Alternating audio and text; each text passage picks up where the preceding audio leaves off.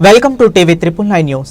కూటమి ప్రభుత్వంలో పెంచిన విద్యుత్ ఛార్జీలకు నిరసనగా శ్రీ సత్యసాయి జిల్లా ధర్మవరం మాజీ ఎమ్మెల్యే కేతిరెడ్డి నివాసం నుండి విద్యుత్ కార్యాలయం వరకు భారీ ర్యాలీ పాల్గొన్న మాజీ ఎమ్మెల్యే కేతిరెడ్డి వెంకటరామరెడ్డి నాయకులు కార్యకర్తలు భారీ ఎత్తున పాల్గొన్నారు.